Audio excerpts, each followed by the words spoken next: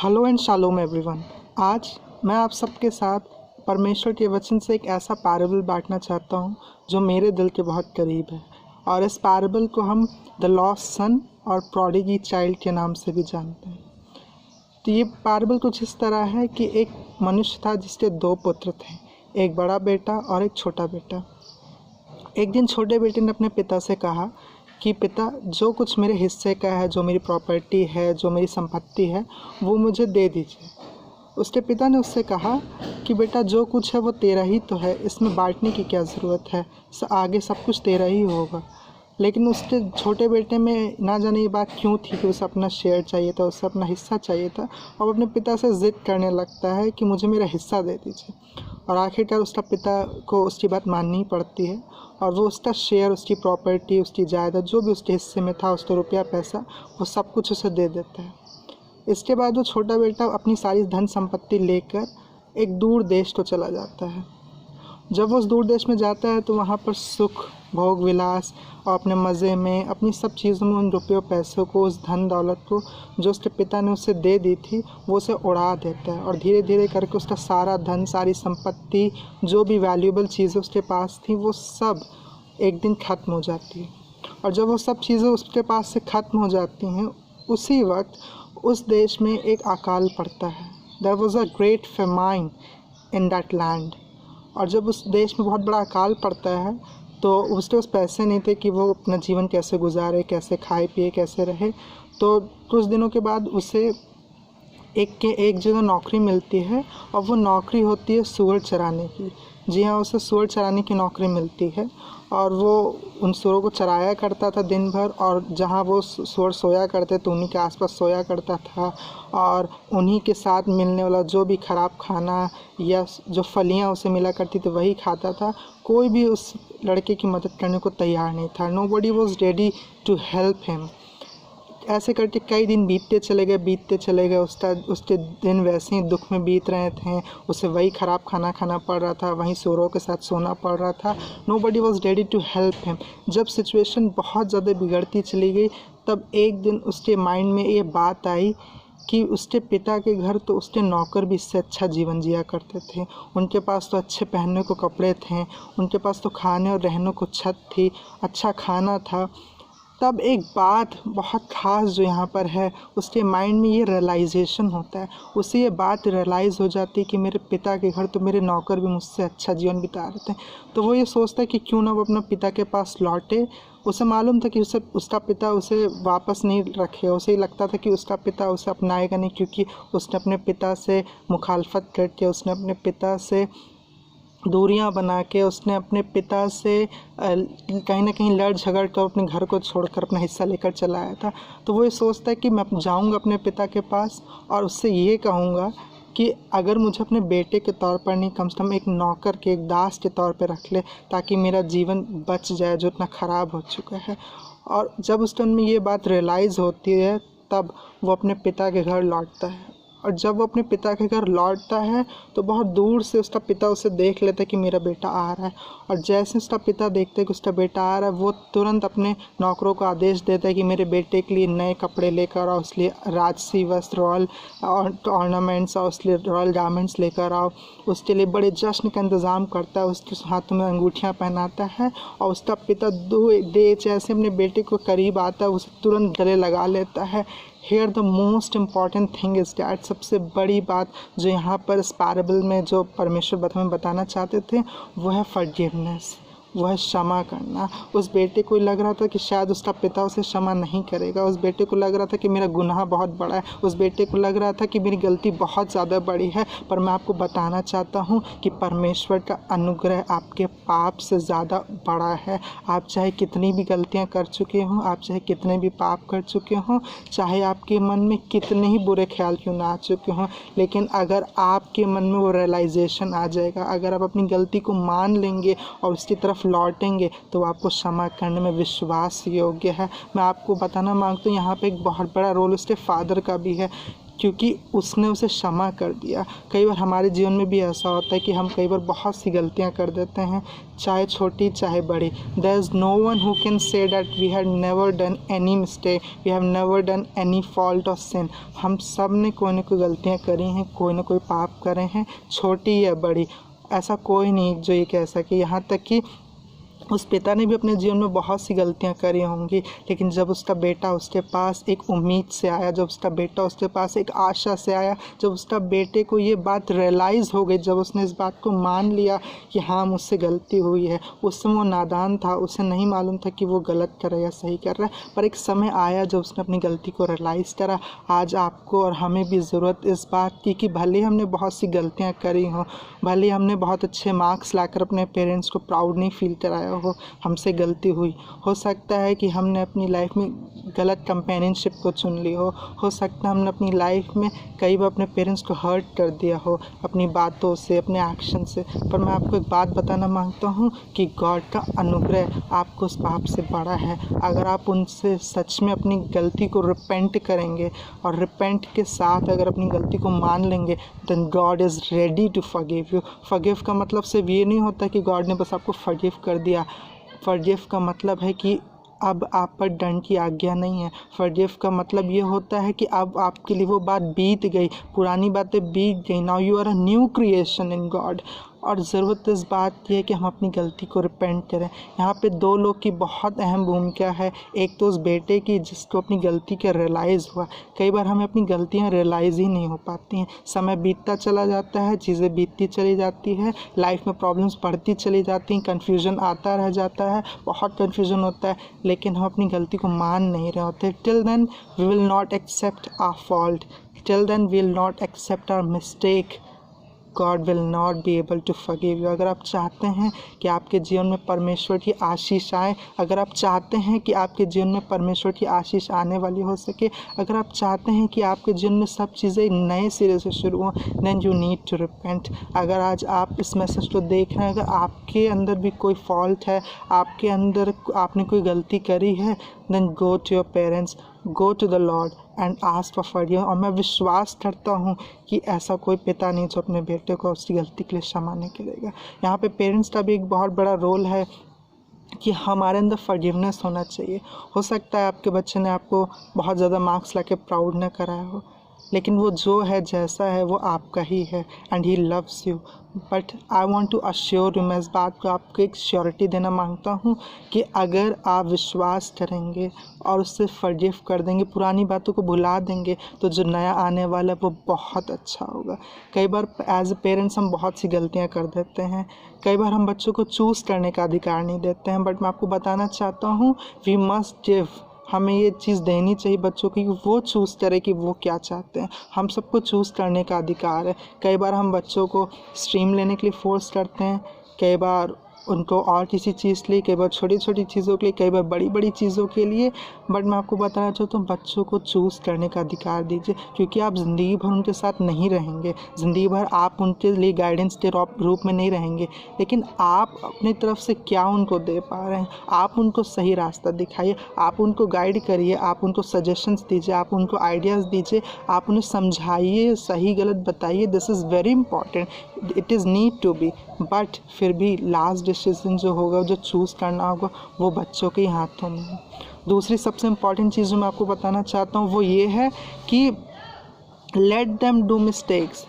बच्चे हैं, गलतियाँ करेंगे, ऐसा कोई नहीं संसार में जो इस कह सके कि हमने कभी कोई गलती नहीं करी। We all have done mistake. चाहे, और सबसे ख़ास बात मैं आपको बताना चाहता हूँ कि जितने हम उम्र में बड़े होते हैं उतनी ज़्यादा गलतियाँ हमसे होती हैं। ऐसा मत सोचिए कि बड़े गलती नहीं करते हैं, छोटे गलती करते हैं, और छोटे गलती करते तो बड़े गलती नहीं करते। We all done mistakes. हम सब गलतियां करते हैं कहीं ना कहीं, छोटी से छोटी चीज़ में, बड़ी से बड़ी चीज़ में।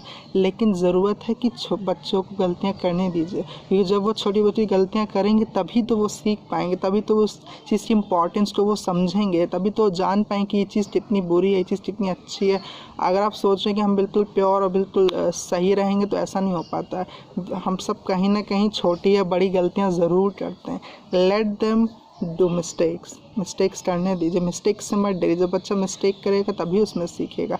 कोई एक बार में तुरंत नहीं सीख जाता। बच्चा जब लिखना शुरू करता है, starts from letters ABCD, directly वो सेंटेंसेस पर नहीं आ जाता, उसमें कई बार गलतियाँ होती हैं। जब हम साइकिल चलाना सीखते तो एक बार में तुरंत सीख नहीं जाते, हम कई बार गिरते हैं, कई बार चोट खाते हैं, फिर हम उठते हैं, अगेन वी रोज़। हम एज पेरेंट ये हमारा काम है कि हम बच्चों को उठना सिखाएं, उन्हें मोटिवेट करें, उन्हें उनके गोल की तरफ खींचा ले जाएं।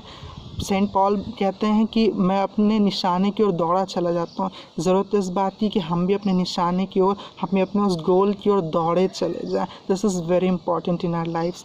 कई बार पेरेंट्स अपने बच्चों को बहुत चीज़ों के लिए फोर्स करने लगते हैं, पर मैं धन्यवाद करता हूँ परमेश्वर का उन पेरेंट्स के लिए जो अपने बच्चों को कभी फोर्स नहीं करते हैं, जो उन पर दबाव नहीं डालते हैं, जो उन पर प्रेशर नहीं डालते हैं किसी स्ट्रीम के लिए, किसी कोर्स के लिए, या फिर और किसी सेक्टर में, किसी भी चीज़ में, ज़रूरी नहीं सिर्फ पढ़ाई में, किसी भी चीज़ में, जो अपने बच्चों को फोर्स नहीं करते। आप उन्हें समझाइए उन चीज़ों के फ़ायदे, उन चीज़ों के नुकसान, उनसे क्या भला हो सकता है, क्या बुरा हो सकता है। Just tell them, but remember one thing, एक चीज़ हमेशा याद रखिए, that God has created us for different purposes. God ने हम सबको एक अलग, एक ख़ास उद्देश्य से बनाया है। हम सबके अंदर कोई ना कोई टैलेंट, कोई ना कोई खासियत ज़रूर है, और ये गॉड का बनाया हुआ है। हो सकता है कि गॉड ने आपके अंदर टीचिंग का टैलेंट रखा हो सकता है गॉड ने आपके अंदर प्रीचिंग का टैलेंट रखा हो सकता है आपका माइंड बहुत लॉजिकल हो, आप चीज़ों को बड़ी जल्दी समझ जाते हो सकता है आपके माइंड में कैपेसिटी, आप बहुत जल्दी चीज़ों को याद कर लेते हैं। हो सकता है कि आप बहुत क्रिएटिव हैं, आपके बहुत क्रिएटिव आइडियाज़ होते हैं। हो सकता है कि आपका वॉइस बहुत अच्छा हो सकता है कि आपका और कोई talent. God has gifted us with different talents. हम एक बच्चे को दूसरे से कंपेयर कभी नहीं कर सकते, एंड वी मस्ट नॉट। हमें कभी भी एक बच्चे को दूसरे बच्चे से कंपेयर नहीं करना चाहिए, क्योंकि अगर वही बच्चा आपको दूसरे पेरेंट्स से कंपेयर करेगा तब आपको कैसा लगेगा। जैसे आप कई बार बच्चों को कंपेयर करने लगते हैं कि उनके बेटे को तो इतने मार्क्स हैं, उनके बेटे को तो इतने मार्क्स हैं, वो देखो वो तो इंजीनियर बन गई, वो तो डॉक्टर बन गई, वो तो लॉयर बन गई। मैं आपको बताना चाहता हूँ कि जिस दिन बच्चा आपको कंपेयर करना शुरू कर देगा, जिस दिन बच्चा ये कहने लगेगा कि उनके पापा तो वैसा ला के देते, उनके पापा तो हमारे से इतना टाइम स्पेंड करते हैं, उनकी मम्मी तो डेली हमारे ऐसी ऐसी डिशेज़ बनाती हैं, उनके पापा तो अभी परसों में उसके लिए ये लेकर आए थे, उनके पापा ने तो उससे ये कहा था। जिस दिन बच्चा खासकर फाइनेंशियली और बाकी सभी सेक्टर्स में आपको कंपेयर करना शुरू कर देगा दूसरे बच्चों के साथ, दूसरे माता पिताओं के साथ, उस दिन आपको जो दुख महसूस होगा, उस दिन जो आपको रियलाइज़ होगा, सेम वही उस समय बच्चे को भी रियलाइज़ होता है जब आप उस बच्चे को दूसरे बच्चे से कंपेयर करते हैं। It's my humble request to you that don't जज और don't compare your children with other children. Every children is special. हर बच्चे में कुछ खासियत है। हम एक दूसरे के टैलेंट या एक दूसरे की खासियत को किसी से छीन नहीं सकते हैं। You can not do this. हो सकता है जो काम आप कर सकते हो वो मैं नहीं कर सकती, जो मैं कर सकता हूँ वो आप भी नहीं कर सकते। We all are special in our ways. God ने हम सबको डिफरेंट टैलेंट्स दिए हैं ताकि हम उन सबको मिलकर गॉड को ग्लोरी दे सकें। अगर मान लीजिए कि आपके अंदर परमेश्वर ने टीचिंग का टैलेंट दिया, आप अपनी बात आप पढ़ा अच्छा पा लेते हैं, या आप पढ़ाते हैं बच्चों को तुरंत समझ में आ जाता है, बच्चों के अच्छे मार्क्स आ रहे हैं, आपको बहुत अप्रिसिएशन मिल रहा है, अपने टैलेंट्स को पहचानिए। This is very important. और टैलेंट को पहचानने के कुछ पॉइंट्स मैं आपको बता रहा हूँ जो सबसे बेस्ट वेज हैं। सबसे पहली चीज़ होती है आपका इंटरेस्ट किस फील्ड में है, यानी कि आपका इंटरेस्ट किस फील्ड में आ रहा है। टीचिंग में आपको इंटरेस्ट आता है, या डॉक्टर में, या इंजीनियर में, या लॉयर में, या आर्टिस्ट में, या किसी म्यूज़िक में। आपका इंटरेस्ट किस फील्ड में है, उस फील्ड को पहले अपने पास लाइए। दूसरी चीज़, आपको उसमें थोड़े से एक्सपेरिमेंट्स करके देखने पड़ेंगे। आपको थोड़ा सा उसमें लगना पड़ेगा कि अगर आपको टीचिंग का शौक़ है तो आप कुछ दिन, एक हफ्ता, 4 दिन थोड़ा सा किसी को पढ़ा कर देखिए, टीच करके देखिए। अगर आपका रिस्पॉन्स अच्छा आ रहा है, अगर आपको अप्रिसिएशन मिल रहा है, लोग आपकी तारीफ़ कर रहे हैं, बच्चे को अच्छे समझ में आ रहा है, उसकी परसेंटेज अच्छी आ रही है, it means that God has chosen you for this work. इसका मतलब है कि परमेश्वर ने आपको इस चीज़ का टैलेंट दिया है, आपको इस काम के लिए रखा है। आप ये मत सोचिए, आप like for example if I am teaching, अगर मैं टीच कर रहा हूँ और अभी तुरंत मुझसे कोई कहे कि मैं किसी और चीज़ में करूँ, लाइक मैं अपना माइंड डॉक्टरी में लगाऊँ या किसी और फील्ड में लगाऊँ, तो I can not give my best. कई बार बार ऐसा होता है कि पेरेंट्स के प्रेशर में या पेरेंट्स के फोर्स में बच्चे गलत स्ट्रीम चुन लेते या गलत कोर्स चुन तो लेते हैं। ऐसा नहीं कि आपने स्ट्रीम चुन लिया, कोर्स चुन लिया तो अब आप उसमें कर ही नहीं पाएंगे या फेल हो जाएंगे, ऐसा नहीं है। आप कर ले जाएंगे, लेकिन वो गॉड की मर्ज़ी में नहीं होगा। दूसरी चीज़, आप कभी भी उसमें अपना 100% नहीं दे पाएंगे। आप हमेशा उसमें शायद 80% हो जाएंगे, 85% हो जाएंगे, लेकिन आप उसमें कभी भी 90, 95 और 100% कभी नहीं दे पाएंगे, because you are not chosen for that work, you are not made for that work. आप उस काम के लिए नहीं बनाए गए हैं। दूसरी चीज़ कि आप हमेशा अपना बेटर ही दे पाएंगे, आप कभी अपना बेस्ट नहीं दे पाएंगे।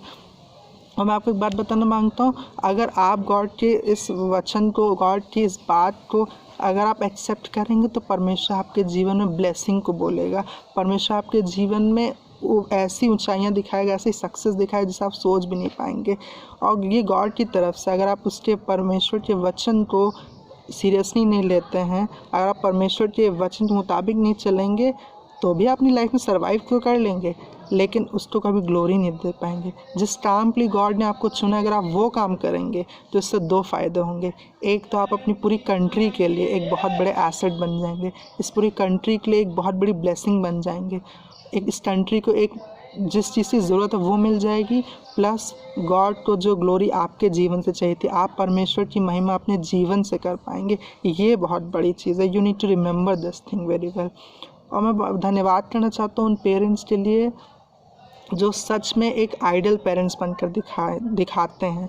मैं धन्यवाद करता हूँ, मेरी दुआ है उन पेरेंट्स से जो आज कन्फ्यूजन में हैं, आज परफ्लेक्शन में हैं, उन्हें नहीं पता कि उन्हें क्या सही लग रहा है, क्या गलत लग रहा है, या उन बच्चों के लिए जो आज डिसीजन नहीं ले पा रहे हैं, जिनको नहीं मालूम अभी तक, उनको कोई माइंड सेट नहीं कि उन्हें आगे क्या करना है क्या नहीं करना है। आज मेरी ये दुआ है कि स्वर्ग का परमेश्वर आपके लिए आज आपसे बातें करे इस वचन के द्वारा, और आगे भी उसका होली स्पिरिट आपसे बातें करे।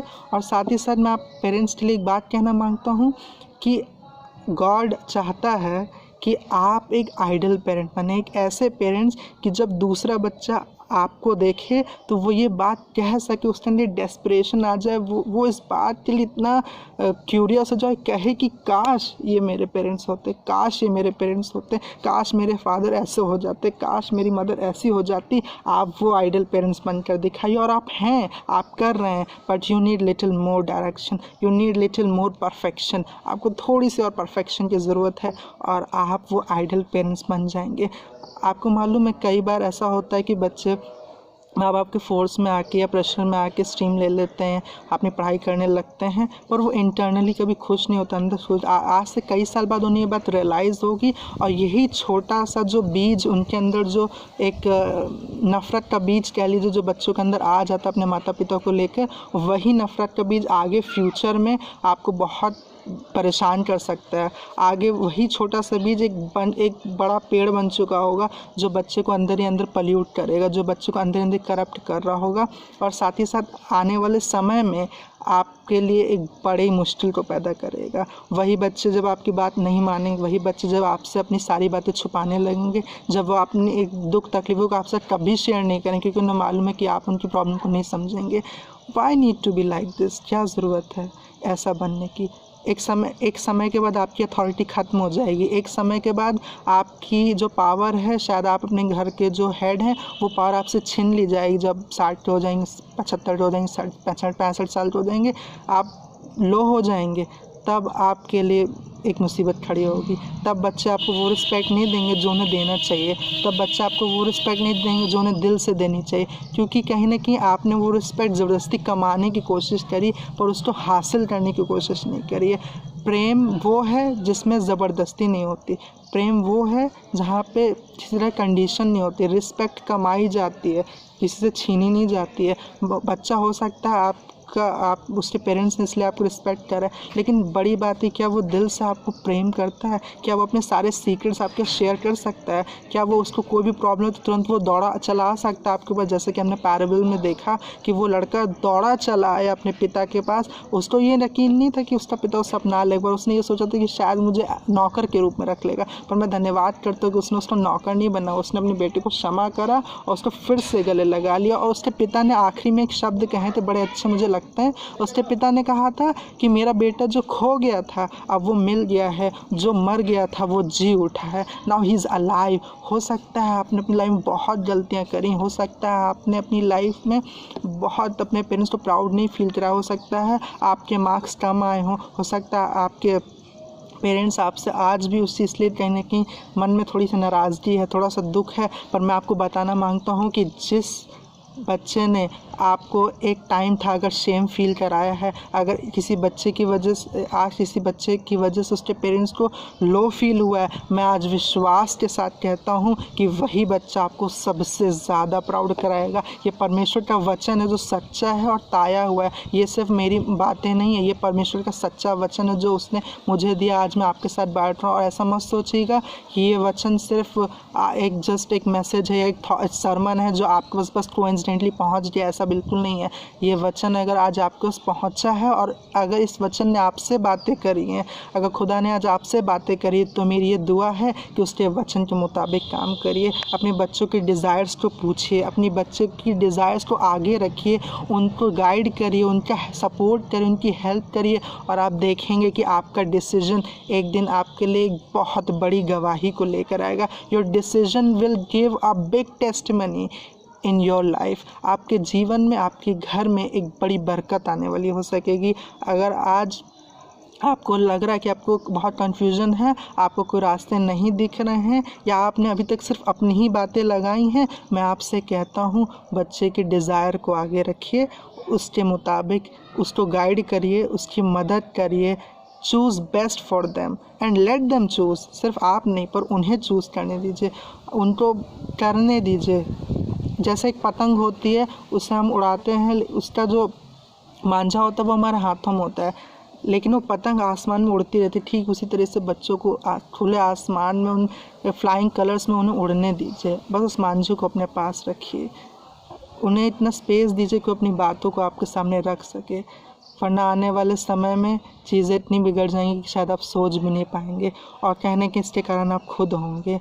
आज परमेश्वर का वचन आपसे बातें कर रहा है। मैं आपके साथ अपनी एक छोटी सी गवाही बांटना चाहता हूँ जिससे परमेश्वर आपको ब्लेसिंग देगा, आशीष देगा। मैं विश्वास करता हूँ कि जब मैं अपना एडमिशन लेने वाला था, आज से बहुत साल पहले जब मुझे अपना एडमिशन लेना था ग्रेजुएशन में, तो सीट्स भर चुकी थी और मुझे किसी वजह से बहुत देर हो चुकी थी, तो almost seats were field everywhere. और मैं कॉलेज में पहुंचा, मैंने कहा मुझे एडमिशन लेना है, तो उन्होंने कहा कि एडमिशन नहीं हो सकता बिकॉज सीट्स भर चुकी हैं। तो मैं निराश हुआ, मुझे परेशानी भी हुई क्योंकि मुझे लगा कि मेरा एक साल वेस्ट हो जाएगा। When I came back to home I prayed to the Lord. मैंने परमेश्वर से प्रार्थना करी, मैंने कहा गॉड मैं आपके हाथों में सौंपता हूँ, आप जानते हैं परमेश्वर कि मेरे लिए क्या भला है। मैं आपसे कहता हूँ अगर आप चाहेंगे तो मेरे लिए एडमिशन हो जाएगा, क्योंकि उसके वचन में लिखा है कि it is impossible with man but everything is possible with God. मनुष्यों से तो नहीं हो सकता लेकिन परमेश्वर से सब कुछ हो सकता है। मैं धन्यवाद करता हूँ।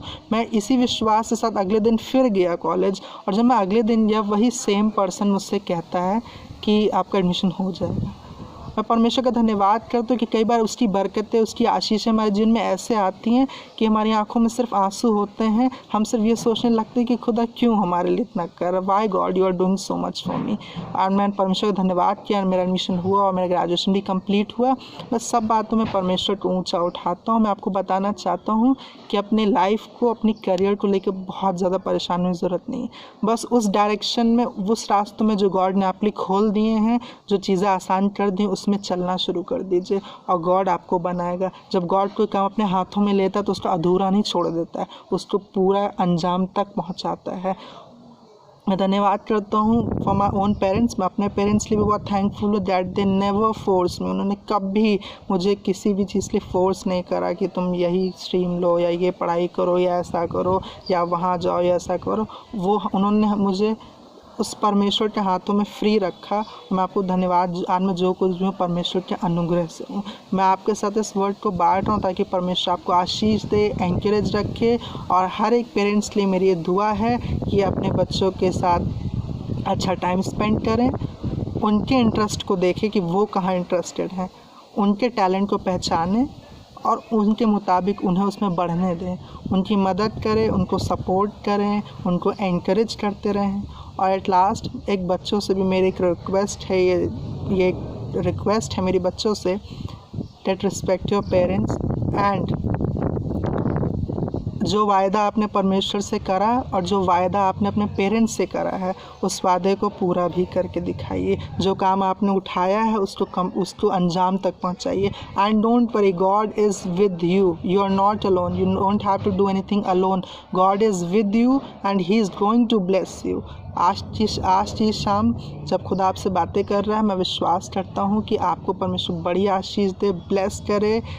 एंड अपने बच्चों के इंटरेस्ट को ज़रूर से देखें, उसे आगे रखें। और किसी भी क्वेश्चन, क्वेरीज या if you need more guidance of the Holi spirit, you can contact us. Thank you for watching, and with this I want to say praise the Lord to all and may Lord bless you.